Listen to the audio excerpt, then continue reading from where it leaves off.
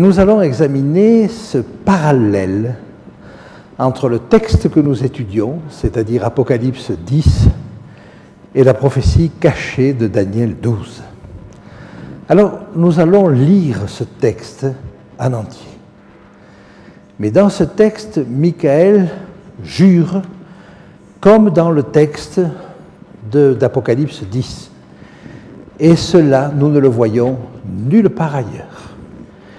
Alors je repars sur ce texte-là. En ce temps-là, excusez-moi, je repars au verset 4.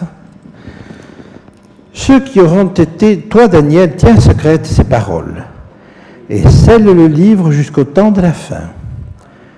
Plusieurs alors le liront et la connaissance augmentera.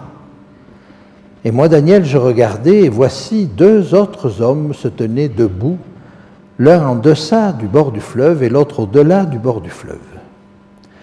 L'un d'eux dit à l'homme vêtu de lin qui se tenait au-dessus des eaux du fleuve, « Quand sera la fin de ces prodiges ?»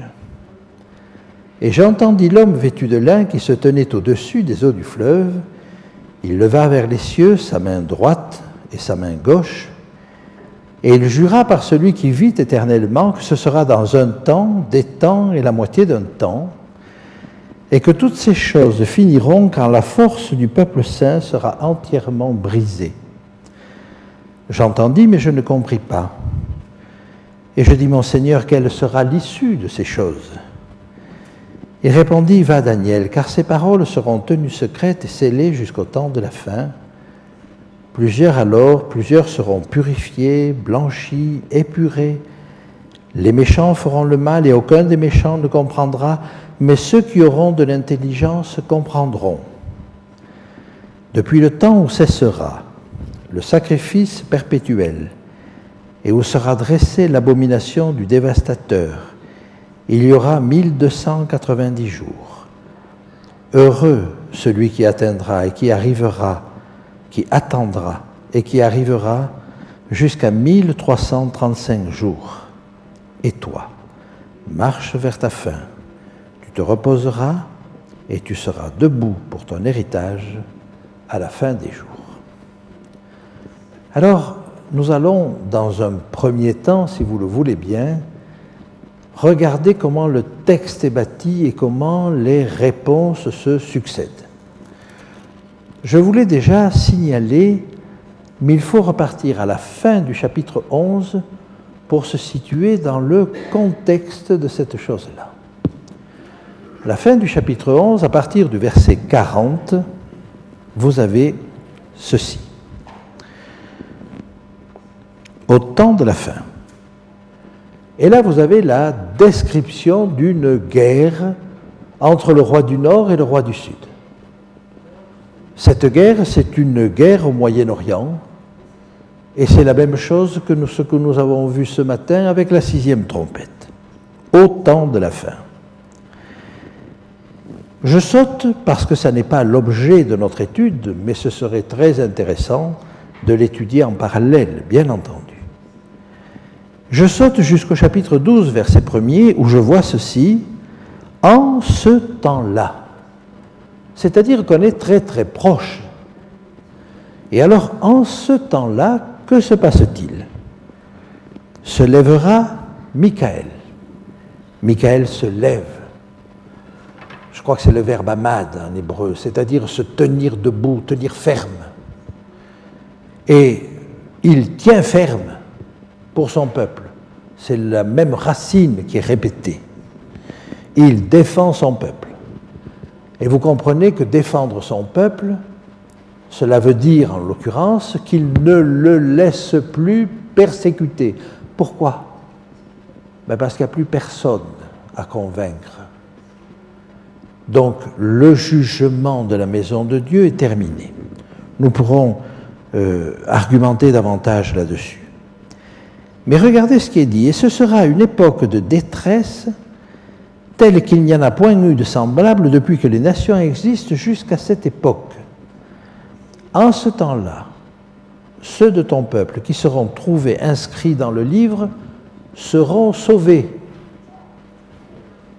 si on les trouve inscrits dans le livre, c'est que le livre est ouvert. Si vous vous rappelez, si vous faites le parallèle avec le double document dont nous avons parlé. Donc, si vous voulez, le jugement, là, apparemment, est fini. Et il y a un temps de détresse tel qu'il n'y en a pas eu d'autre.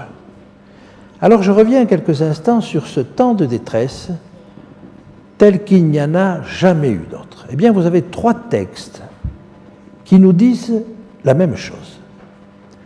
Et ces 3 textes, vous allez les trouver l'un dans Daniel, l'autre dans l'Apocalypse, et le 3e dans le discours eschatologique de Jésus.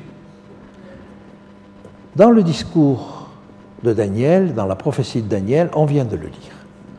Je vous propose maintenant d'aller voir celui qui est dans l'Apocalypse. Et celui qui est dans l'Apocalypse, il se trouve dans les coupes. Alors, allons jusqu'au chapitre 16 d'Apocalypse et regardons.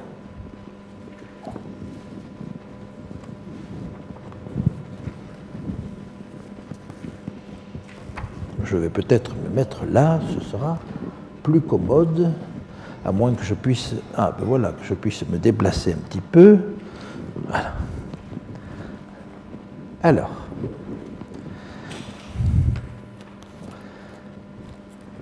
Apocalypse 16. Et je vous invite à aller à la dernière coupe.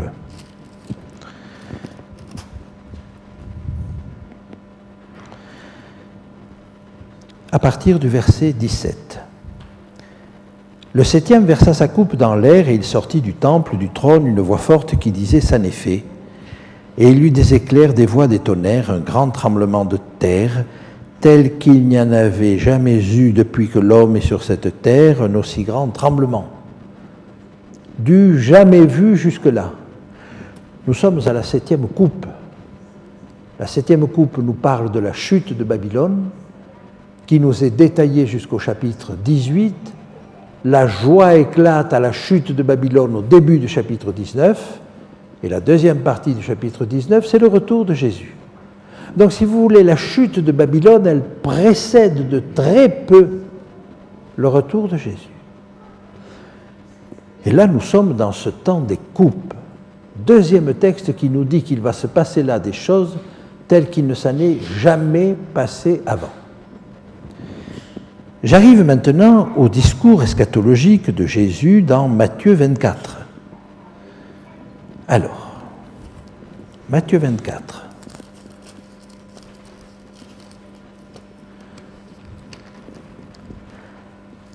Matthieu 24, nous lisons ceci. Vous vous rappelez qu'il est question dans les premiers versets, et nous avions vu cela ensemble, de ce qui n'était pas vraiment des signes de la fin. Alors je vous rappelle au verset 6, vous entendrez parler de guerre et de bruit de guerre. Gardez-vous d'être troublés, car il faut que ces choses arrivent, mais ce ne sera pas encore la fin. Une nation s'élèvera contre une nation et un royaume contre un royaume. Il y aura en divers lieux des famines et des tremblements de terre. Tout cela ne sera que le commencement des douleurs. Ce n'est pas encore la fin. Alors on vous livrera au tourment, on vous fera mourir et vous serez haïs de toutes les nations à cause de mon nom. Alors aussi plusieurs succomberont, ils se haïront et se trahiront les uns les autres. Plusieurs prophètes s'élèveront et séduiront beaucoup de gens. Ça, c'est en train de décrire ce que nous venons de voir ces derniers jours. Mais celui qui... Alors, parce que l'iniquité se sera accrue, la charité du plus grand nombre se refroidira. Mais celui qui persévérera jusqu'à la fin sera sauvé. La fin, et là, il va nous dire ce qu'est la fin. Cette bonne nouvelle du royaume sera prêchée dans le monde entier pour servir de témoignage à toutes les nations, alors viendra la fin. C'est-à-dire que dans la logique de Dieu, la fin, ça n'est pas une succession de guerres jusqu'à ce qu'on n'en puisse plus, ça n'est pas une succession de tremblements de terre. L'objectif avant la fin, c'est la prédication de la parole au monde entier. Mais pas une prédication superficielle, une prédication telle que ça puisse servir de témoignage à toutes les nations. C'est-à-dire que chacun ait réellement compris quel était l'enjeu qui se présentait devant lui. C'est ça, la fin. Et nous sommes trop souvent amenés à réfléchir en termes de catastrophe, comme si la fin, c'était la catastrophe suprême. Mais non, c'est pas ça dans la logique de Dieu. Cette bonne nouvelle du royaume sera prêchée dans le monde entier pour servir de témoignage à toutes les nations. Alors, j'ai envie de dire, et alors seulement, viendra la fin. Donc vous voyez, il y a une logique. Maintenant, j'en arrive à ce texte que je vous avais annoncé, mais ce texte qui nous dit qu'il y a des choses qui vont se passer, qui sont au-delà de tout ce qui s'est passé jusque-là, vous le trouvez un petit peu plus loin. Alors vous avez, bien sûr, au verset 15, l'abomination de la désolation, etc. Et j'arrive au verset 22. Car alors la détresse sera si grande, priez pour que votre fuite n'arrive pas en hiver ni un jour de sabbat, car alors la détresse sera si grande qu'il n'y en a point eu de pareil depuis le commencement du monde jusqu'à présent et qu'il n'y en aura jamais. Vous retrouvez cette même expression de quelque chose qui ne s'est jamais produit jusque-là et qui ne se reproduira jamais plus parce qu'on est vraiment à la fin. Et cette expression nous décrit des événements qui se passent pendant le temps des coupes, c'est-à-dire après le verset 14. Et je donne à cela une valeur chronologique. Après que le peuple de Dieu, après qu'aura été fini le jugement de la maison de Dieu, et nous allons le voir, et nous allons en reparler avec la 7e trompette et avec le chapitre 14. Après cela, il y a encore un court laps de temps, le temps des coupes dans l'Apocalypse, jusqu'au retour de Jésus. Alors on verra, on essaiera de comprendre quelle est l'utilité de ce temps, alors que le jugement de la maison de Dieu est fini. Mais c'est toujours pareil, il y a un objectif de démonstration. Il nous faut toujours réfléchir avec cette perspective-là. Et donc, dans ce temps-là, il va se passer des choses telles qu'il ne s'en est jamais passé avant. Eh bien, le texte de Daniel, 12, 3, le texte d'Apocalypse 16, à la 7e trompette, et le texte de Matthieu 24, verset 22, nous parlent tous de ce temps où il se passera des choses hors du commun, telles qu'il ne s'en est jamais passé. Ce temps-là, c'est le temps des coupes. Cette détresse qui sera immense, elle sera pour, non pas le peuple de Dieu, parce que le peuple de Dieu a un défenseur maintenant. Le texte de Joël nous dit que Dieu sera un abri pour son peuple à ce moment-là. Vous avez donc là un temps très court qui sera un temps de détresse pour le monde, parce qu'il arrive à sa fin, parce que c'est ses dernières convulsions, mais où le peuple de Dieu sera protégé. Alors je reviens maintenant sur Daniel 12, et nous allons reprendre en détail ces choses-là. Je reviens donc sur le chapitre 3.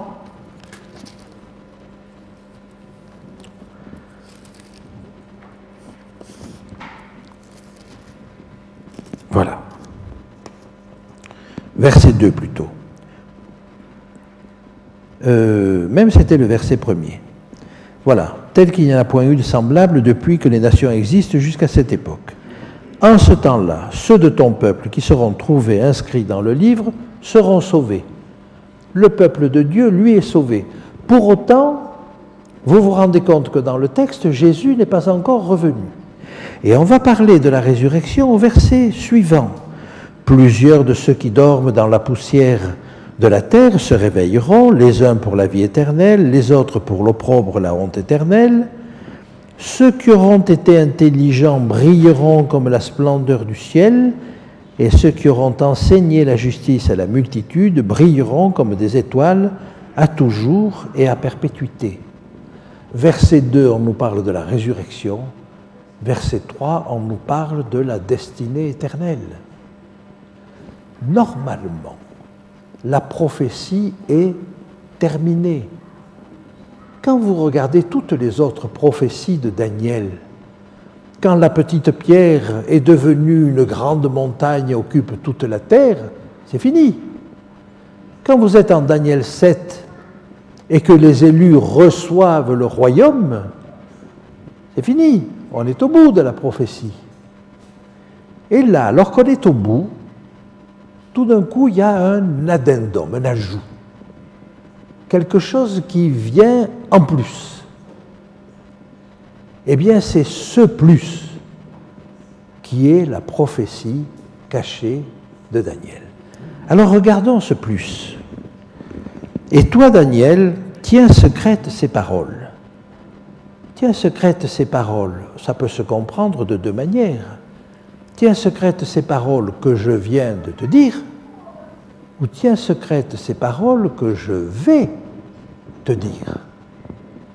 Et je vous ai montré tout à l'heure avec le procédé de l'inclusion que s'il est demandé à Daniel de sceller ces paroles, au verset 9, on lui dit « ces paroles seront scellées ». Qu'est-ce qui est inclus entre ces deux notions de sceller? Qu'est-ce qui est scellé? Mais ce qui est entre ces deux versets, et ce qui s'y rattache, puisque ça va jusqu'au verset 11.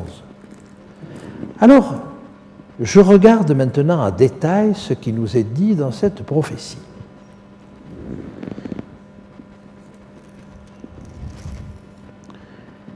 Moi, Daniel, je regardais, et voici, deux autres hommes se tenaient debout, l'un en deçà du bord du fleuve et l'autre au-delà du bord du fleuve. Alors vous avez bien compris la vision que nous avions au départ. Daniel voit un fleuve. Et au-dessus des eaux du fleuve se tient un homme vêtu de lin. Cet homme vêtu de lin, on le retrouve dans Ézéchiel, on le retrouve dans Apocalypse, on le retrouve à différents endroits, c'est le même, c'est Christ. Et il se tient au-dessus des eaux du fleuve. Et là, deux nouveaux personnages apparaissent dans la vision. Un rive droite et un rive gauche. Je ne sais pas où est la rive droite et où est la rive gauche, mais ça par rapport au flux du ruisseau. Et là, il est donc au milieu des eaux du fleuve. Un des deux personnages lui pose une question. Quelle sera la fin de ces prodiges? Le mot qui est employé là n'est pas très courant. Et c'est un mot qui est employé au chapitre 11 et au verset 36. Alors je vous propose de lire ce qui est au chapitre 11 et au verset 36. Il s'agit de décrire ce roi étonnant. Le roi fera ce qu'il voudra, il s'élèvera, il se glorifiera au-dessus de tous les dieux. Il dira des choses incroyables contre le Dieu des dieux. C'est ça, ces choses incroyables. C'est là que vous avez ce même mot en hébreu qui est traduit par prodige. Des choses incroyables. Il prospérera jusqu'à ce que la colère soit consommée, car ce qui est arrêté s'accomplira. Le personnage qui est au bord du fleuve demande à celui qui est au milieu du fleuve quand sera la fin de ces prodiges, de ces choses extraordinaires. Que fait ce personnage du chapitre 11, verset 36? Et que lui a-t-il répondu? Et j'entendis l'homme vêtu de lin, verset 7, qui se tenait au-dessus des eaux du fleuve, on l'a bien compris. Il leva vers les cieux sa main droite et sa main gauche, et il jura par celui qui vit éternellement que ce sera dans un temps, des temps et la moitié d'un temps, et que toutes ces choses finiront quand la force du peuple saint sera entièrement brisée. Alors là, j'ai deux remarques à faire. On nous dit un temps, des temps et la moitié d'un temps, mais vous connaissez un temps, des temps et la moitié d'un temps. C'est une durée qui revient 7 fois dans la parole de Dieu, 2 fois dans Daniel, 5 fois dans l'Apocalypse. Mais est-ce que vous réalisez que là, nous sommes tout à fait à la fin? C'est une question qui est posée sur la fin, sur le temps de la fin. Nous ne sommes pas à s'interroger sur la période du Moyen-Âge. On est en train de s'interroger, alors qu'un temps des temps et la moitié d'un temps s'applique au Moyen-Âge, tout à fait d'accord dans Apocalypse 12. Mais là, non. Et là, je suis en train de vous dire quelque chose qui paraît étonnant. Mais c'est qu'à mes yeux, il y a 2 périodes de 1260 jours. Une période qui est dans le passé, une période de persécution, qui est allée de 538 à 1798. Quand on arrivera au chapitre 12, on détaillera ces choses-là. Mais il y en a une autre, qui est encore dans l'avenir, et qui, elle, n'a pas encore commencé, et qui est en termes littéraux, selon ce que je vous ai expliqué hier.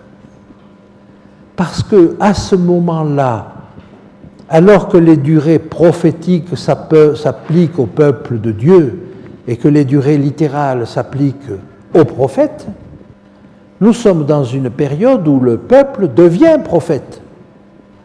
Et donc les durées qui s'appliquent à lui sont littérales. Et c'est le cas ici.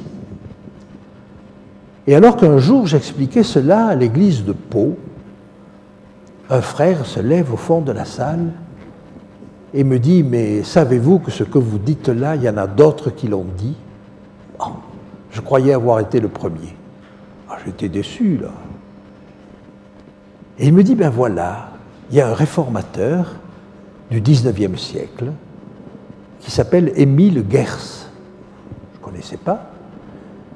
Et il vivait à Genève et il enseignait à l'école du dimanche. Et il a écrit tout un livre qui a été réédité dans les années 1950. Et cet homme-là, sur la base d'une étude soigneuse du livre de Daniel, je l'ai lu, je vous assure, je n'ai pratiquement rien à redire de ce que cet homme a dit à ce moment-là. Et il dit en clair ce que je viens de vous dire, sur la base du livre de Daniel, qu'il y a 2 périodes. Une période prophétique en jour-année qui va de 538 à 1798, mais une autre en jour-jour, littérale, qui est encore dans le futur et qui correspondra à une période de persécution. J'ai été, je vous l'avoue, extrêmement surpris. Mais ça a été dit.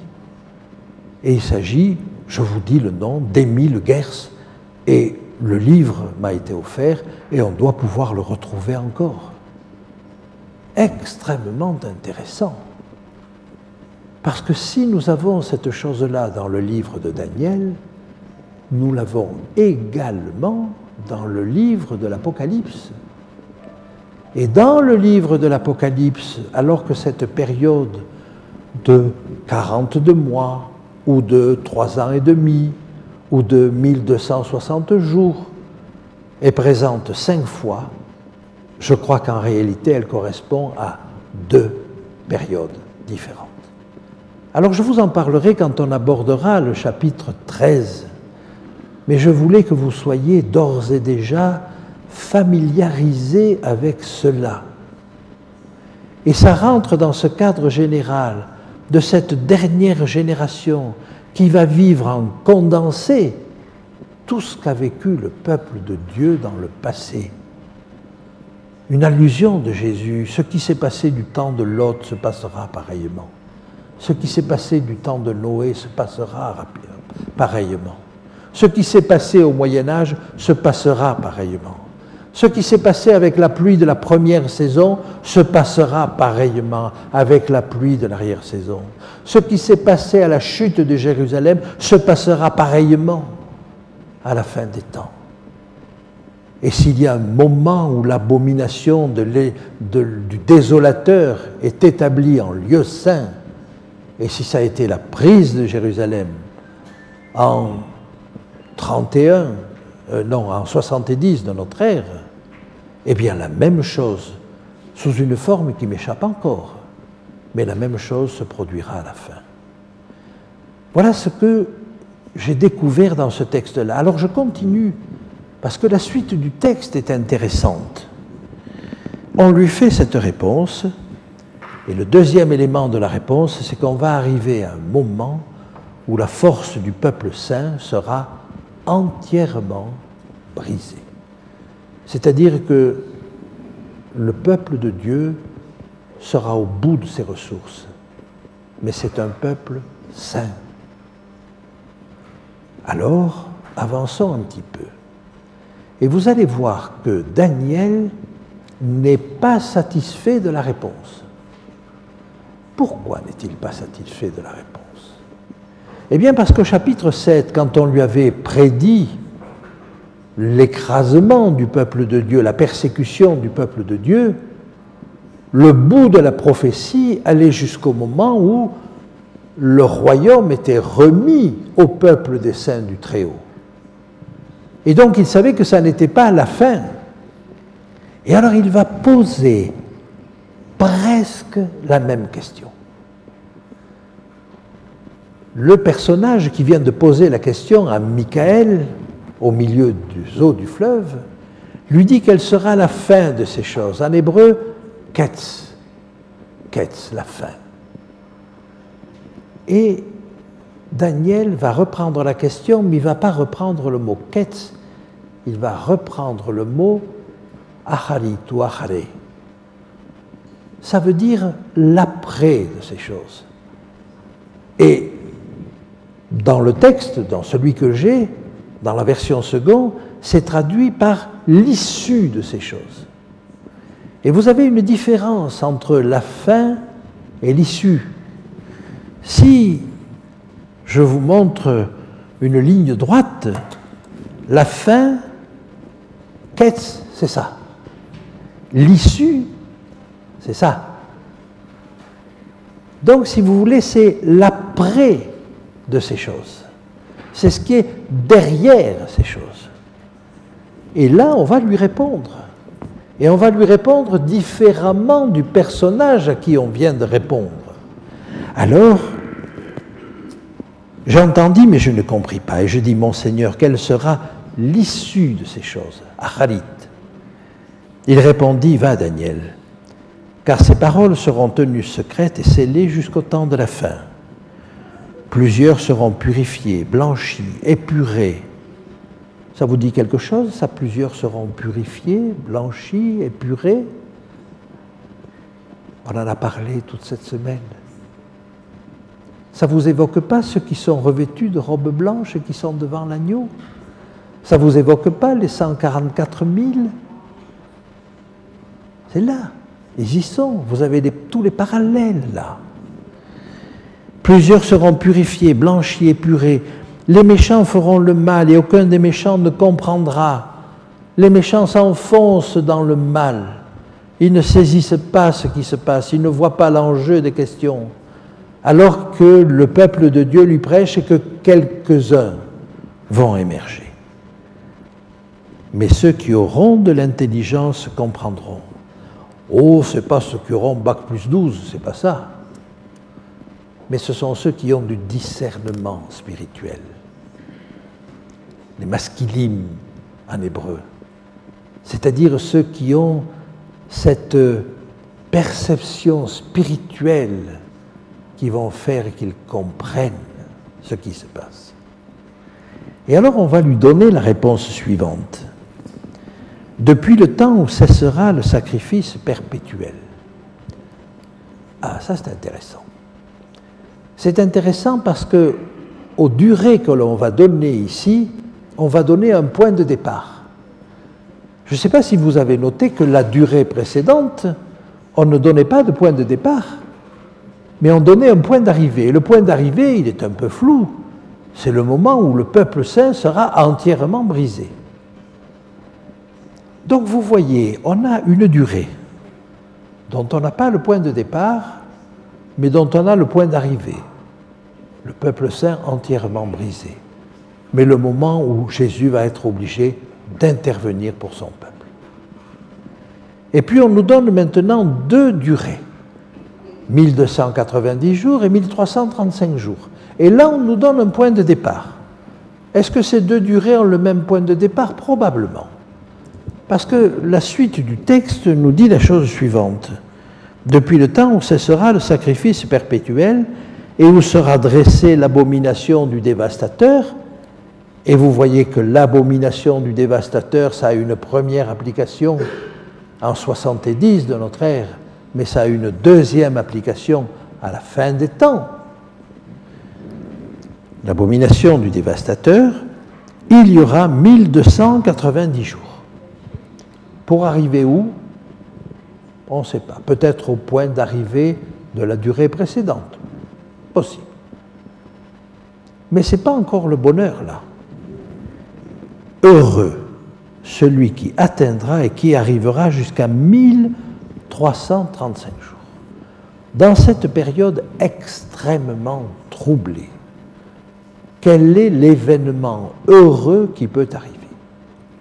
Eh bien, ça peut être le retour de Jésus, mais plus probablement, il s'agit de la chute de Babylone.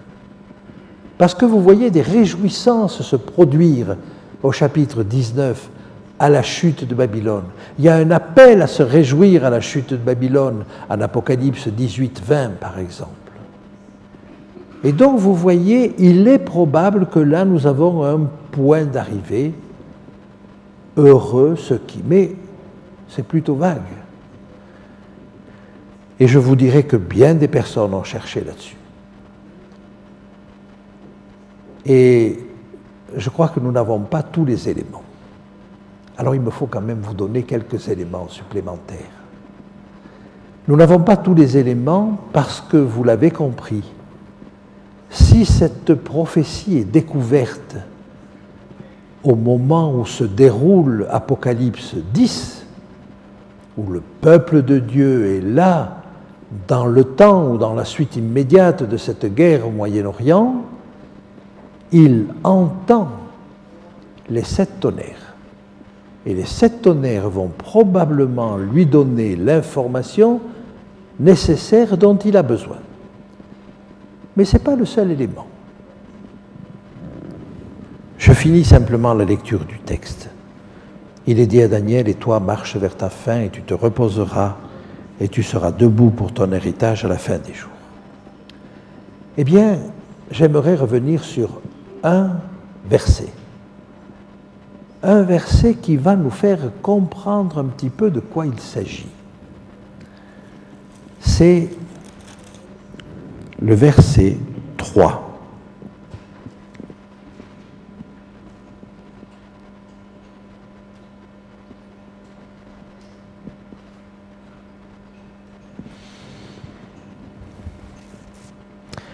Alors, attendez.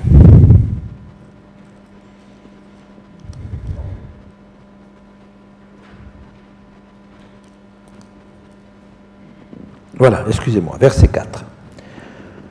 Toi, Daniel, tiens secrètes ces paroles, et scelle le livre jusqu'au temps de la fin. Plusieurs alors le liront, et la connaissance augmentera. Plusieurs alors le liront. Eh bien, ça n'est pas le verbe lire qu'il y a là. Quel est ce verbe? Ah, c'est un verbe étonnant. C'est un verbe qui signifie courir ça et là. Plusieurs alors courront ça et là. Qu'est-ce que ça peut vouloir dire? Et pourquoi a-t-on traduit par lire? Parce qu'il s'agit bien quand même de la lire pour la comprendre. Et je crois que c'est un verbe qui est en train de nous indiquer de manière un peu voilée qu'en réalité, la compréhension de cette prophétie passe non seulement par des révélations de dernière minute, la voix des 7 tonnerres, mais passe aussi par le fait de courir ça et là dans le texte biblique. C'est-à-dire que ça n'est que dans la réunion, dans la comparaison de plusieurs textes. Alors, Daniel, l'Apocalypse, Zacharie, dont nous allons parler, Matthieu 24, Joël, et sans doute d'autres encore, c'est en courant ça et là dans la parole de Dieu que la clé de cette prophétie va pouvoir nous être donnée. Et donc vous voyez, nous avons non seulement à être attentifs à la prophétie, à essayer de la décortiquer, mais essayer de la laisser telle qu'elle est, de la prendre dans son entier. C'est en faisant cela et en dressant et en regardant tous les parallèles que nous pouvons avoir de ci et de là que nous allons pouvoir avancer dans la compréhension de cette prophétie. Alors, je ne vais pas vous en dire beaucoup plus, parce que je crois qu'en réalité, il n'y a pas grand-chose de plus à dire, mais vous voyez que cette prophétie-là est et correspond à ce que nous avons à Apocalypse 10. Maintenant, je veux répondre à la question qui m'a été posée tout à l'heure. Est-ce que cette prophétie cachée de Daniel, ça n'est pas tout le livre de Daniel? Savez-vous que Daniel a écrit ses prophéties sur une longue période de temps? Il a écrit la première prophétie, je crois que c'était la 3e année de Belshazzar. La suivante, il a écrit la 13e année de Belshazzar. Et puis il en a écrit encore du temps de Darius le Mède. Et enfin, la dernière, c'était la 3e année de Cyrus le Perse. Je ne pense pas qu'il ait eu le même rouleau d'un bout à l'autre. Il a écrit certainement chacune de ses prophéties, chacune sur un rouleau. Et le mot hébreu, séfer, parle d'un livre ou d'un rouleau. Alors, je ne crois pas déjà qu'on puisse prendre tout le livre de Daniel, parce qu'il s'agit de sceller la parole de ce livre. Donc, au mieux, c'est la dernière. Maintenant, est-ce que c'est toute la dernière, c'est-à-dire des chapitres 10 à 12 ? Eh bien, j'aimerais vous dire que Jésus, lui, avait déjà décrypté une partie de ces choses-là. Quand, dans Matthieu 24, il dit « Quand vous verrez l'abomination de la désolation dont a parlé le prophète Daniel établi en lieu saint, à quoi fait-il allusion ?» Eh bien, il fait allusion à la prophétie de Daniel 11, déjà au verset 31. Des troupes se présenteront sur son ordre, elles profaneront les sanctuaires, la forteresse, elles feront cesser le sacrifice perpétuel et dresseront l'abomination du dévastateur. C'est à ça que Jésus fait allusion. Et par conséquent, jusqu'au verset 31, on peut dire que c'était décrypté. Et Jésus nous montre clairement que là, il s'agit de la chute de Jérusalem. J'aimerais un jour étudier avec vous en détail ce chapitre 11. C'est une merveille. C'est une merveille. Mais n'en parlons plus. Nous verrons cela une autre fois. L'apôtre Paul lui-même savait très bien où il en était. Alors je vais essayer de rattraper mon PowerPoint que j'ai déjà bien... Voilà. Alors, je compléterai cela tout à l'heure. Mais l'apôtre Paul, quand il parle de cet impie qui va venir à la fin et qui va se placer au-dessus de tout ce que l'on appelle Dieu, à quoi fait-il allusion? Mais il fait allusion à ce qui est juste un peu plus loin dans le livre de Daniel, au chapitre 11, et au verset 36. Le roi fera ce qu'il voudra, Il s'élèvera et se glorifiera au-dessus de tous les dieux, et il dira des choses incroyables. Mais Paul avait compris cela. Il était allé jusque-là dans la prophétie. Et il avait compris que l'Empire romain, après l'Empire romain, il y aurait un roi impie. Et c'est ce qui s'est élevé pendant la période du Moyen-Âge.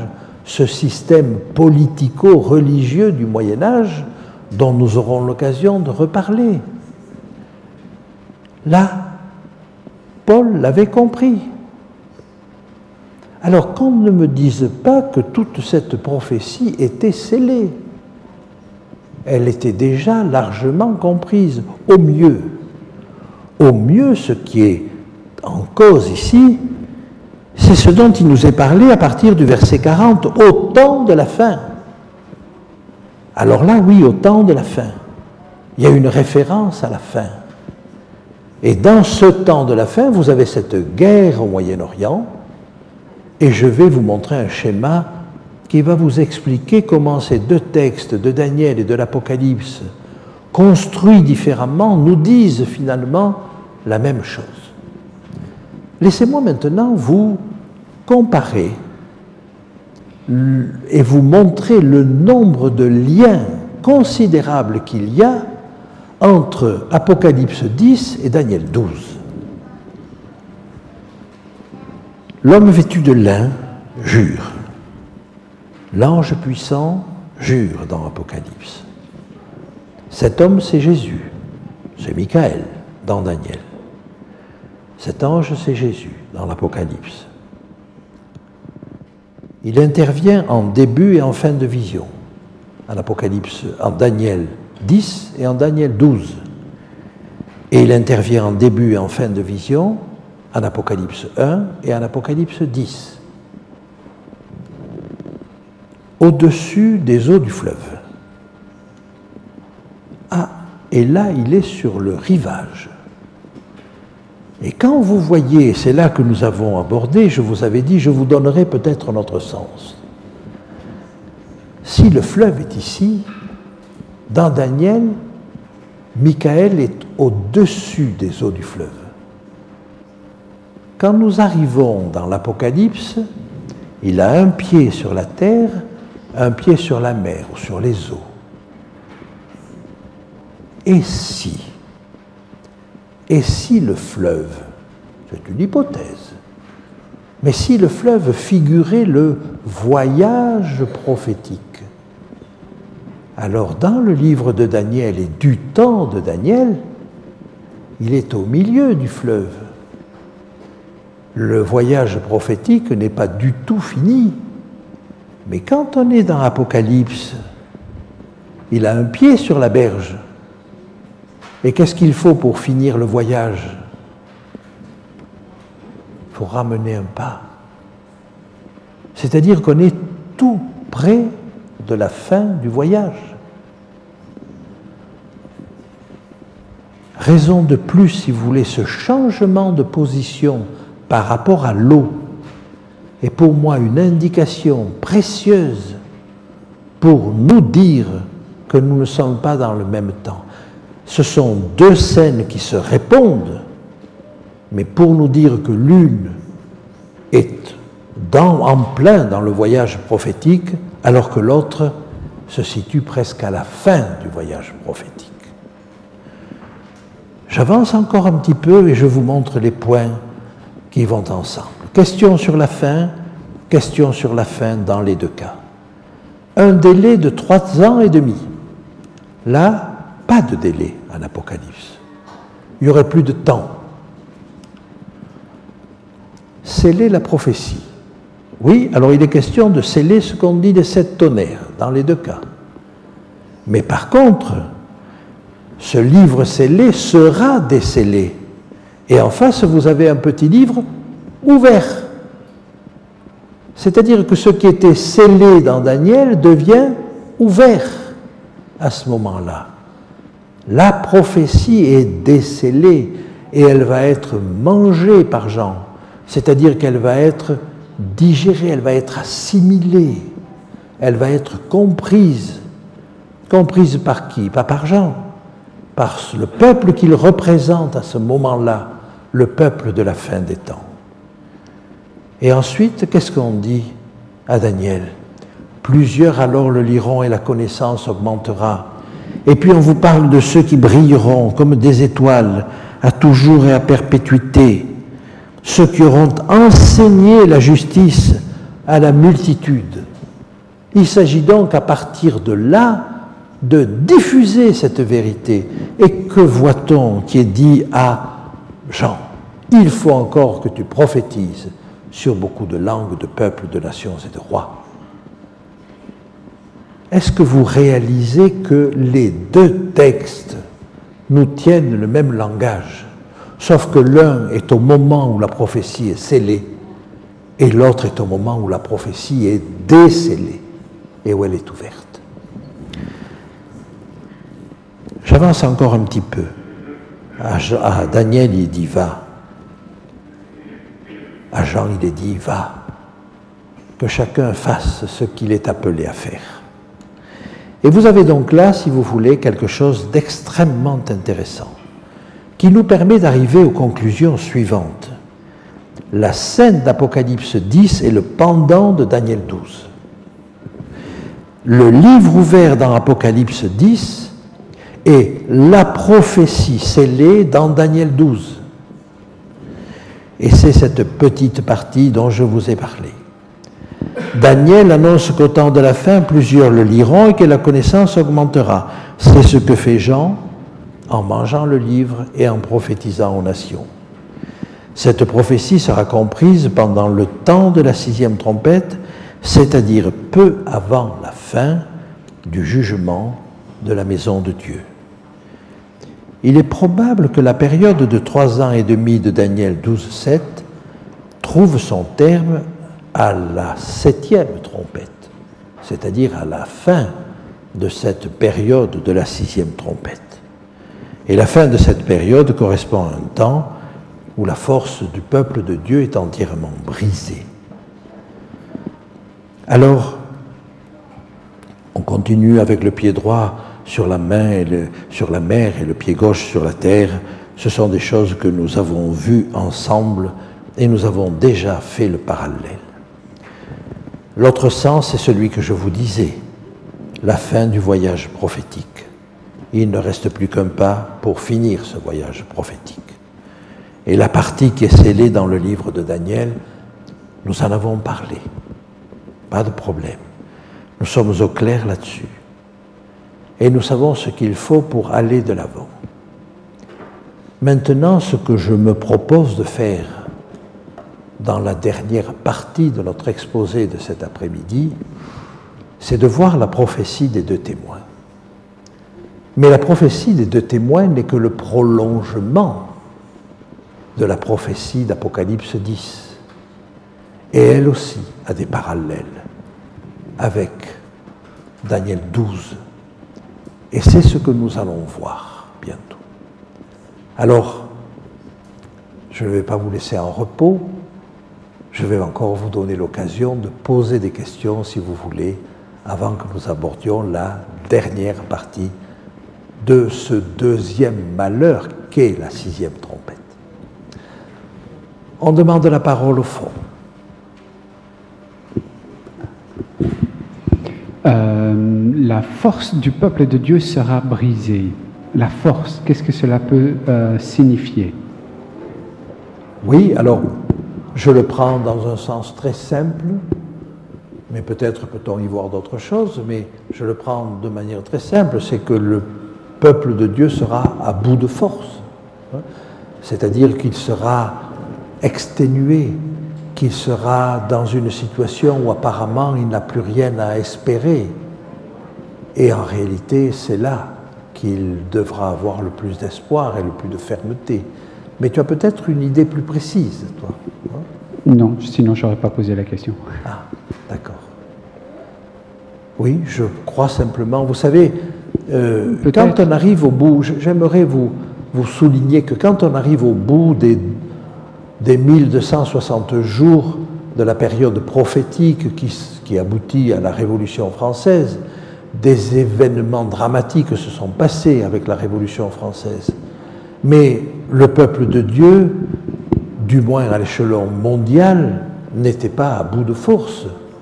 Il y avait encore de grande vitalité, peut-être pas en France, mais l'émigration des pères pèlerins avait été faite depuis longtemps et il y avait des communautés solides un petit peu partout. Là, on nous parle d'une période où le peuple saint sera entièrement brisé, mais pas simplement dans un point ou dans un autre. La force du peuple saint sera vraiment au bout. Et je crois que le peuple de Dieu aura vraiment à subir ces choses-là. Le temps de la réponse, il y avait un verset biblique qui me venait à la tête, c'est Paul qui dit, c'est quand je suis faible, quand ma force est brisée, quand je suis faible, c'est alors que je suis fort. Oui. C'est alors que je me confie entièrement en Dieu. Alors, je ne sais pas si c'est un élément de réponse ou pas. Si, c'est un élément de réponse, parce que le peuple de Dieu n'aura pas d'autre solution que de se confier en Dieu à ce moment-là.